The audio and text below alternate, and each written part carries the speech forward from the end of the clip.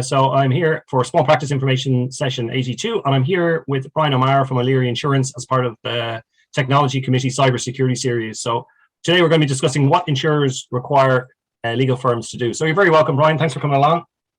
Thank you very much. Cheers, Justin. I'll start sharing straight away. Yeah, if anyone's got a question, we'll take it on the chat. We're going to try and have a question and answer session after 10 minutes, but if something really important comes up, just dive in and send us the query. So, thanks, Brian. You can call if something comes in. Thanks, Justin. Okay, look, I probably got about 20 minutes worth of content at most, so there's time for Q&A at the end. What we're going to talk forward.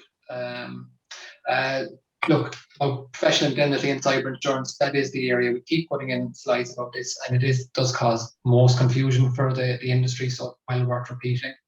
I go through the losses we've had in recent months to solicitors, and we have one particularly useful tip around that, a trend we've noticed.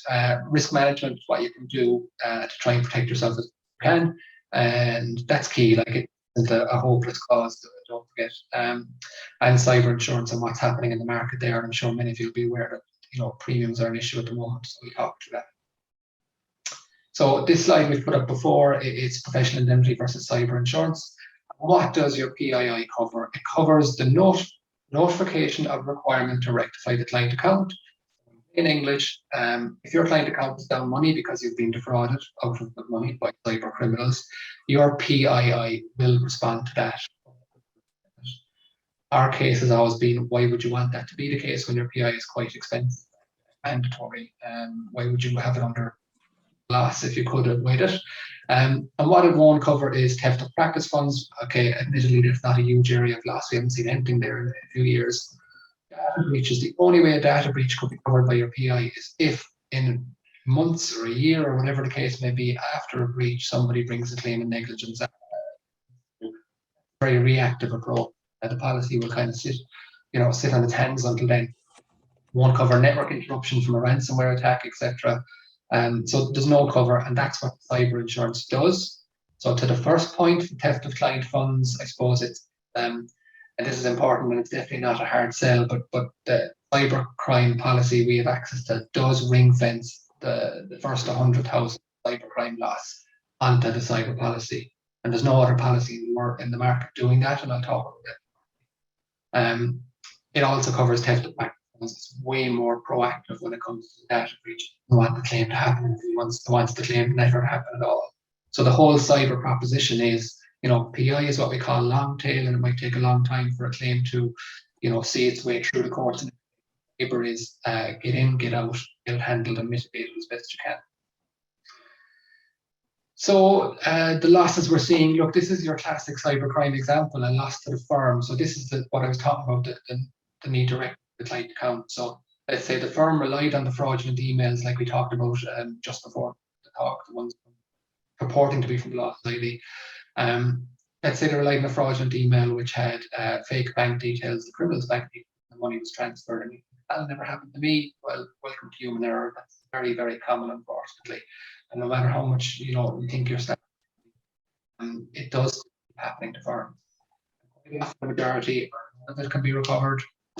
This is the tip we have and what we've noticed. The last 2 Januaries have been the worst for us in terms of cyber losses. And what we think is happening is the criminals are waiting to strike close to times where your practice might close. So in the December period, they look to take over the transfers around then. And obviously you close weeks, and by the time you come back, that time is invaluable to criminals. The money is long gone and not recoverable most of the time. Average such, so I suppose we're saying be vigilant around there are periods where your office is closed about transfers you do. Loss after monies have been recovered is 140 grand, and that's gone up quite significantly recently because we've had a few large losses. Now, this is one the industry is starting to become more aware of, and it's not necessarily one for cyber insurance, but it's losses to your clients because that causes all these questions. So let's take it through. Take over, they get into your system and take over your emails to clients or selected emails to clients. You might have a signature in your email saying we don't try and send bank details by email. hackers take that off and send it on to your clients. You guarantee all your clients will abide by what you said on your past emails.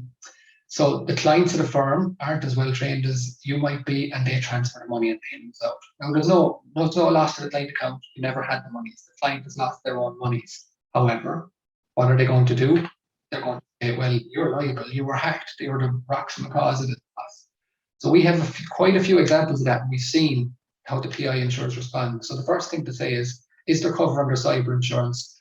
The policy we have gives 50,000, and that is the only one in the market that gives this cover first. So 50,000 for your clients that you were. After that, it's up to you, and you can see the average last year has been well over 200 grand. After that, it's up to the professional indemnity, because it's actually a liability matter. Never had the funds, and they're claiming you were negligent in how you minded or you protect your clients. So we have one that's working its way all the way to the High Court. It's a few years old, and it's for a significant sum of money. And on that one, the cyber insurance paid out is 50,000. Now it's the PI taking lead. There's an agreed ratio between PI and cyber on the liability, and the PI is very much paying out most of it. That they're actually trying to flag they have a co-defendant of the IT provider, and the IT provider's defense is that, well, we were only engaged on a broke fix base. Broke, we were consultant. So that's them trying to get out of that liability. So one that's, like I say, fairly far advanced. Of the two we saw in January that were similar to other PI insurers, one was proactive. They saw there's a claim definitely coming here, so they appointed a Big Four firm to do an audit. Now, the individual involved, who lost quite a lot of money, knew someone who was able to help them out. They got a good bit of money. There's quite a bit of standing, so there's a liability issue there. The other PI insurer, third one, they're just sticking by the wording of the policy and saying, do you know what? No claim here yet, so we're not doing anything. And we're kind of saying to them, the claim is inevitable. It's definitely coming, so why not try and mitigate it? So it's very different approaches, and it's case by case basis, what for this type of loss. I'll move on there.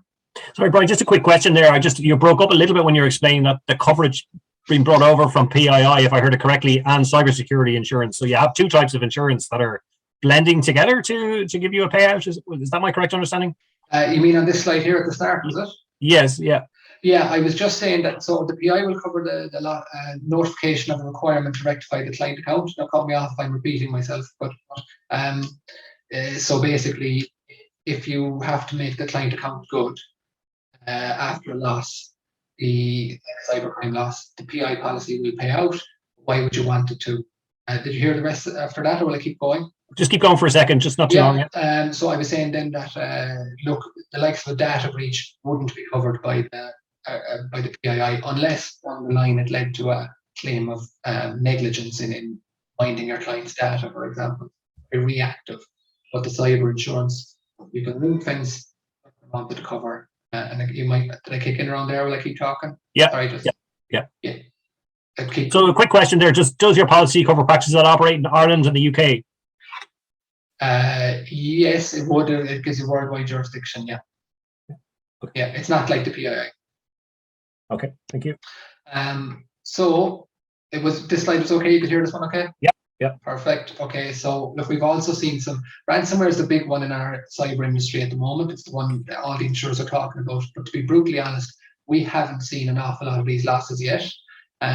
We had one entity which was caught up in the wider HSE framework, and as far as we and they know, they're the only entity that had cyber insurance. Now, they weren't the victim of the hit, they weren't the one hacked, HSE were, but they were connected to their network. And we're looking at so far a loss of the amount of shown there, but 400 and 600 grand for the likes of hardware. It could go even higher, limit loss. So I can only imagine what this costs to fix and remediate. So when ransomware goes wrong, it goes very wrong. We've only seen one ransomware incident in the last 12 months for a solicitor, and to be honest, this was a solicitor with fairly rudimentary systems, nothing very basic, your average country practice, few computers. The ransom didn't even get to the encryption of the system. That didn't even happen. It was prevented. It would have cost maybe 3, 4, 5,000 euros to fix the whole thing. They had cyber insurance, and the insurer pretty much insisted on getting an audit done by a third party And that tells you a lot, because insurers don't pay money for no reason. They were worried about a repeat happening, and obviously it was financially weighed up and worth their while to spend money, even on this fairly basic idea. Worth it to them to repeat. As this insurer has told us, 15% of the premiums they take in are from profession. 65% of ransomware claim payments they make are was completely skewed. Legal profession. Sorry, Brian, I missed that last two sentences. Okay, I don't know what's happening there. I was saying that the 15% of the premium that this insurer is taking in is from the legal profession, but 65% of the claims they pay for ransomware are from the legal. Very much skewed. Solicitors and the legal profession and manufacturers are up two, from what I can ascertain, for all insurers for ransomware. For manufacturers, it's kind of obvious. They're the supply chain and supply chain delays, and if there is a delay, they just need to get back up and running, and they're more likely to pay a ransom. For solicitors, you've got very, very sensitive data, so you need to pay big amounts to. You're just breaking up there a little bit, Brian. I'm just saying the solicitors are willing to pay significant amounts to avoid. I don't know what's happening with the connection. It just seems to be a slight lag, but it may just be at my end. But yeah. Keep going. I see some of the chat there. So just on the ransomware one, isn't the main way of avoiding that, though, having a backup every night that's secure? Yes, exactly. Well, that is one of the ways, and that's actually this slide here. Okay. So the backups are crucial. I'll actually jump to that point there now. So this is we always said backups are crucial and make sure that they work. But what's happening now is these let's say someone clicked on the Law Society link that we talked about and hackers were in. They could be in for 6 months and they might have taken down your systems and your backups, even in the cloud. So the big thing that the insurers want to see now, on number 4 there, is they want offline backups. What's an offline backup? It's USB or a hard drive, something that's not connected to the network. So let's say in a worst case scenario, your daily backups don't work. You might have done an offsite one every 2 weeks or every month, and at least you've something to work off that you can start from rather than starting. Antivirus and firewalls, very self-explanatory, but make sure they're up to date. Dual verification, I think everyone knows at this stage, which is, pick up the phone or meet the person in person to verify details received by email. Multi-factor authentication. So if I want to get into my computer system here from on my laptop, I need to get a code sent to my phone instantly. So hacking my laptop only gets you part way. Microsoft said this reduces the likelihood of a hack by about 90-something%. I think they said 99%, because you have to have the phone and the laptop hacked. What we're finding is most practices are quickly moving to multi-factor authentication. It's actually included in your software package anyway. It shouldn't cost you anything. It's an option that needs to be enabled. So I recommend strongly that. Phishing training. So the Law Society example we talked about from Friday. If you go onto Google or any search engine and then Google phishing quiz, Google has kindly come up with 6 or 8 questions. Really useful. You just all your staff can do it. You can see how everyone got on, and you can make it into a little bit of a thing. We did it in our office. I found something valuable in there, and helped me to avoid clicking on malicious links in the past. So I recommend that you could. The big firms, like I know the top 10 chief technology officers, do tests on their staff. Some firms might bring in external. I skipped 4 because we've done that. Step 5, if you buy cyber insurance and we email you your policy schedule, please print it off and make sure you have a hard copy in case you can't get it. One condition of the policy is that you must download an app, and there's 2 reasons for that. One is so you can notify the insurer if you have an incident by your phone very quickly. The second is that they can notify you if there's something to be worried about. And what I mean by this is not a broad update to all clients every month. It's targeted to subsets of their clients. The National Cyber Security Centre in the UK are using this insurer's app to get the word out there about big incidents they've seen. So that's how useful it is. Again, I know a top 10 firm, and I talked to them about this. I use the app and I go talk to my technology guy, and he says, yeah, we have we're aware of it, but it's a good back that, new vulnerability, find out about it quickly. Brian, we're having a few problems with your sound. It's kind of cutting in and cutting out. If there's anything that you could do to remedy it. Yeah. Is that still better? Yeah, much better. Oh, great. Okay, sorry about that, everyone. I was just saying, okay, will I keep going? Yep. The last point was review work from home arrangements. We put this one up there last year. I suppose everyone rushed to work from home 2 years ago. Most people did. And when people rush, mistakes are made. So what we're saying is monitor that. I'll give you an example. My laptop, my personal laptop I was using pretty quickly had to be replaced by a work one 2 years ago. Now I'm doing all the safety updates, etc. But are your employees doing that? And if they're not doing security updates, and then they come into your office with their laptop and they connect to your Wi-Fi or your network, are you bringing a vulnerable laptop onto your premises? And are you letting, is it a back door? So just something to review with your IT people. What would be a good preventative measure there without the statement being obvious? Is it that there's a procedure for bringing in laptops and they need to? I suppose people need to be made aware to do security patches, or if they bring them in, that the IT person will have a quick look over them before they connect. Like I would put forward, I'm definitely not the IT expert, but I'm just kind of highlighting what could happen. So talk to the IT experts is my main point for this slide, to be honest. I won't step on their toes. Yeah, fair enough. But if stuff is coming in from the outside, you need to take it seriously. Basically, and look, we all rushed to work from home, so hopefully that it's hopefully mostly flushed out at this stage, but just to be aware of. Now, look, this is something that a lot of people, anyone who has cyber insurance or got quotes, will be well aware of, and it's to do with the pricing and the cover. So pricing has gone way up. I think I saw someone ask already. Someone's put in the link. Thank you. What was a typical the average premium cost? the like this time last year I would have said probably around the 1,500 $2,000 mark. It's now starting at 4,500, so it's gone up quite significantly. Why is that? It's because I'll minimize that. It's because a lot of insurers have exited cyber insurance because of these reasons I've got outlined in the previous slides, and the ones that haven't, there's not so many doing solicitor cyber insurance, so we're seeing price increases. The excesses are going up, so the deductible that you pay now on our renewals, they stay the same, but for new inquiries, they're much higher. Now, cybercrime, buyer beware, this is important. And again, I really haven't given the hard sell. But the last slide, he would be aware of this because we've talked to him about it. There's policies out there that say they'll give $250,000 cybercrime cover, and we've reviewed them all, and they don't do what they're meant to do. If we think back to that first slide, they're not ring fencing the liability away from the PI, because what they're doing is they're sitting as a top up or an excess to your $1.5 million PI for a loss to the client account. Now, we would have gone through this at renewal last year, and we have one client who went, look, I hear you and I think I understand what you're saying, but the broker is telling me the cover is there, that the same as your policy. Now, our policy has an O'Leary insurance cybercrime clause. It's exclusive to us, so I know exactly what's in it because we negotiated it. This policy didn't. It was a lot cheaper. The insured moved. They were one of the firms caught out by a loss in January of a 6-figure amount.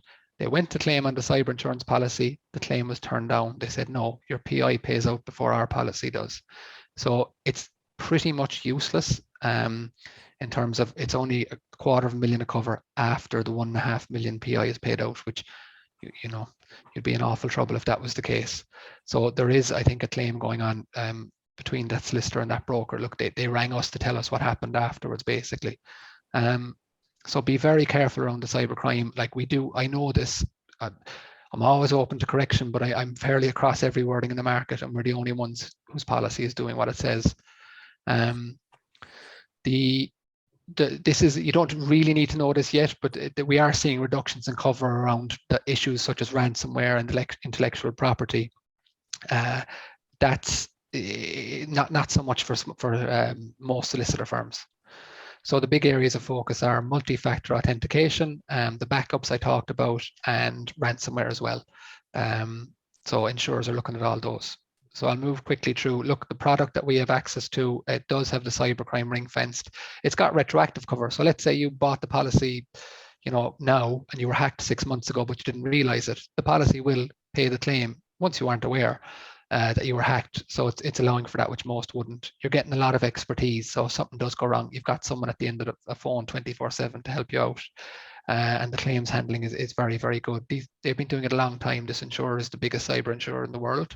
The app I already mentioned and the targeted alerts that go out, and hopefully that was clear. I'm sorry now again about the sound issues.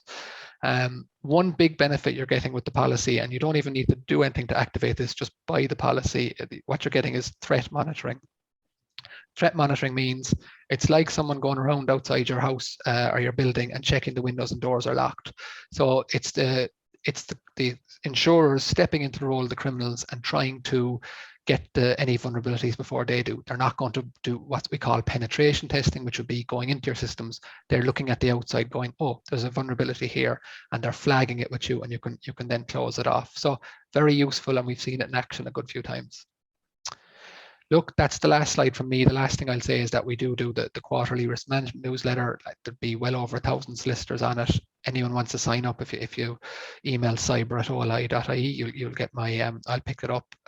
Next issue is out in April, and it's just what we're talking about today. It's keeping you up to speed very quickly on what we've seen and learning from, like, we don't want to embarrass anyone by a loss. It's all anonymized, but it's just to keep people aware and keep it front of mind about what we're seeing happen. So with that, I will stop sharing. So Brian, thanks for that, Brian. There's a few problems with the sound at the start. So some people are looking for qualifications. So yes. If you haven't heard something, you want to hear it again, there's one in there in the chat there from FM. Yes. If you could try and deal with that. But if you have any queries or questions, we'll take them now over the chat. We just have 5 minutes to go. I'll deal with that query. So could I? So do you want to just read it out there? Hi, Justin. Yeah. Connection wasn't great earlier. I didn't quite get the following points. Could Brian confirm that under the cyber PII policy, monies paid out for ransomware is covered? And does the cyber policy cover loss to clients' monies held in their own personal bank account where the cyber attack occurred against the solicitor and a transfer of monies was made by the client to a fraudster? So there's a few things in there. There is. Yeah, ransomware. So the cyber policy, the PI wouldn't pay out a ransomware. The cyber policy would. Now, it's the last resort. I've been on webinars with the solicitors recently, as 2 weeks ago. They do not want to pay the ransom. They'd rather get you back up and running from backups and not put the money into the cyber criminals' pockets. 2 reasons: they're only encouraging it, and there's no guarantee that the criminals will give you back your they'll decrypt your systems. So they're very much motivated not to pay the ransom, but it's absolutely in there up to the policy limit that they will pay out if needed.